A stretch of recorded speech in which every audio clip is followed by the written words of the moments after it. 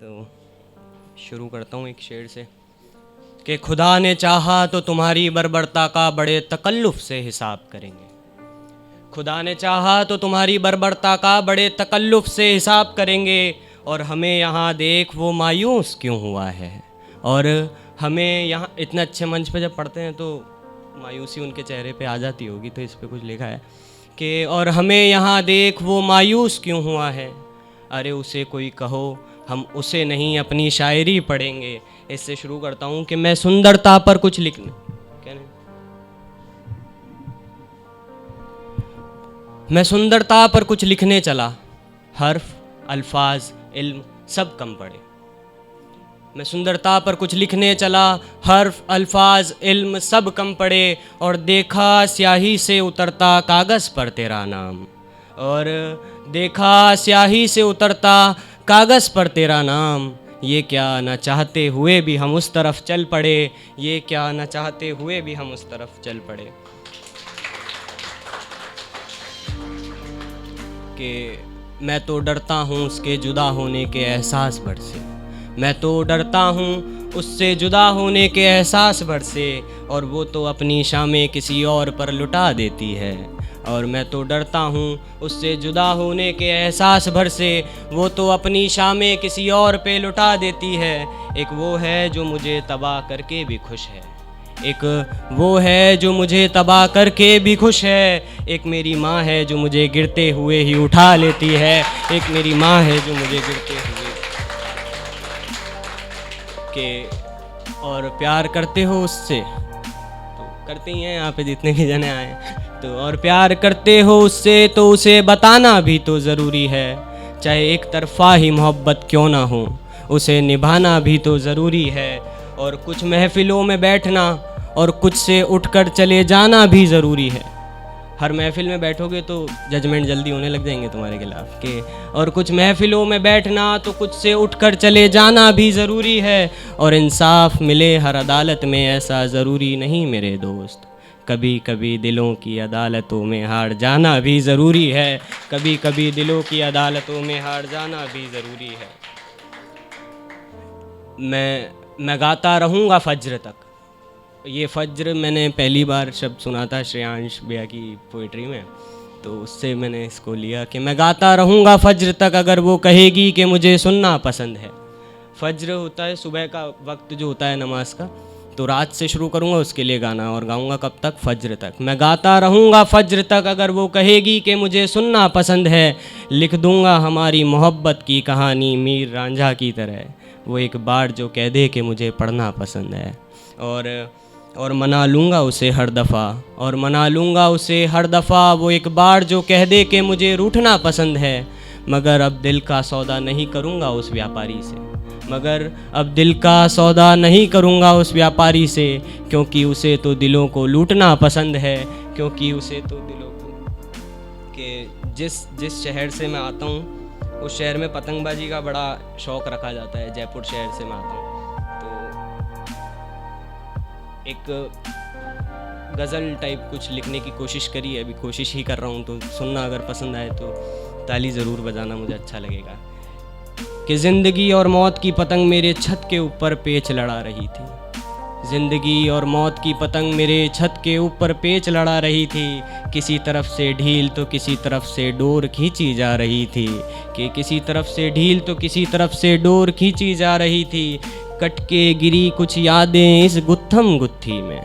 Cut के गिरी कुछ यादें इस गुत्थम गुत्थी में। और मानो वो तेरी आवाज़ में मुझे लूटने को बुला रही थी। और मैं दौड़ा फ़कत एक पल भी ये सोचे बगैर। मैं दौड़ा एक पल भी फ़कत ये सोचे बगैर। छत ऊंची है नीचे सड़क पे गाड़ियाँ जा रही है। और बड़ी मशक्क़त के बाद जब हाथ लगी वो मेरे तो कहती है, बड़ी मशक्क़त के बाद वो यादें, बड़ी मशक्क़त के बाद जब हाथ लगी मेरे तो कहती है, क्यों दौड़ रहा था पीछे मेरे, मैं वो ही हूँ जिसकी तुझे हर रात याद आ रही है। और इतना खो गया था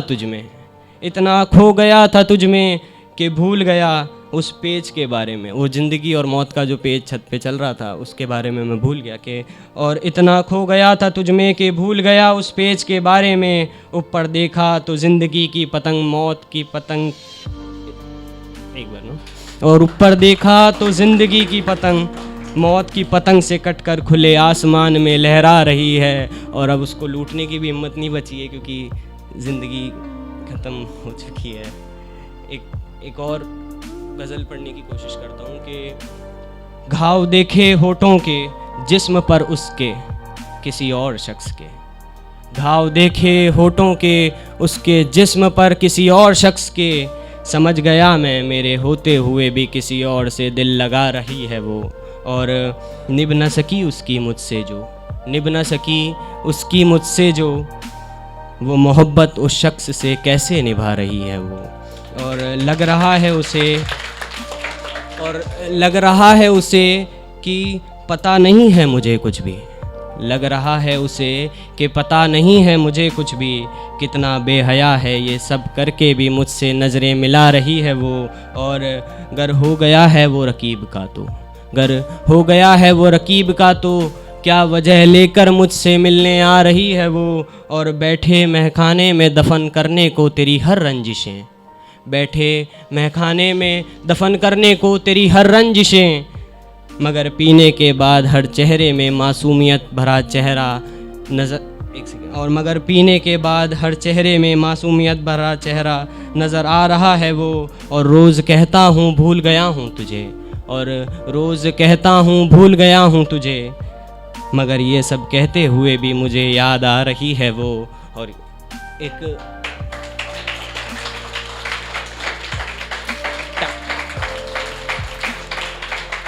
टाइम अप हो गया है, पर एक छोटी सी पोइट्री कुमार साहब की लिखी है उसको पढ़ता हूँ। अगर यहाँ से जाके महफिल चालचित्र से जाके कोई भी अगर खाना बनाए, सोए, गाने सुने या कुछ भी करे, बस इतनी सी गुजारिश करूँगा कि अगर मेरी इस कविता की एक पंक्ति भी आपको करते हुए कुछ भी करते हुए याद आ जाए तो समझूंगा कि मेरा यहाँ आना मुकम्मल हो गया। और कुमार साहब की एक पोइट्री है कि दिन सवर जाएंगे तुम मिलो तो सही, ज़ख्म भर जाएंगे तुम मिलो तो सही, रास्ते में खड़े दो अधूरे सपन, रास्ते में खड़े दो अधूरे सपन, एक घर जाएंगे तुम मिलो तो सही। इसको कुछ लिखने की कि मैं तो चाहता हूँ वो अब न चाहे मुझे, अपनी आँखों से यूं ना सताए मुझे, दिल के ज़ख्मों से टूटा हूँ क्या फ़ायदा, दिल के ज़ख्मों से टूटा हूँ क्या फ़ायदा, अब वो मलहम लगाने ना आए मुझे, और जो चाहते थे रहना उसने छोड़ा ही क्यों, अपनी ये सादगी तो बताए मुझे, उनकी जुल्फ़ों से बहती वो दो धारियाँ, मेरे लफ्ज़ों में सिमटी है वो क्यारियाँ, मैंने मांगा था मालिक से सबसे पहले तुझे, खुशियाँ छोड़ी तेरी एक हंसी के लिए, तूने मुड़ के न देखा तो अफसोस है, तूने मुड़ के न देखा तो अफसोस है, लड़के जाते तो मिलती तसल्ली मुझे, मेरी नज़रें उसे देखती ही रही, वो भी पल भर न मुझसे जुदा रह सकी, उसने चाहा मुझे बंदिशें तोड़ के, उसने चाहा मुझे बंदिशें तोड़ के, मैं भी रह ना सका उससे मुंह मोड़ के। कुछ अंतिम पंक्तियाँ पढ़ता हूँ, अगर पसंद आए तो एक मैं पढ़ूँगा, उसे दोबारा पढ़ना अच्छा लगेगा मुझे। मैंने दिल था दिया, उसने धोखा दिया।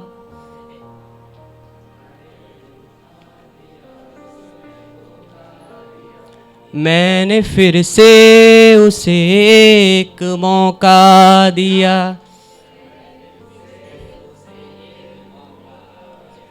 उसने वो ही किया जो उसकी आदत में था।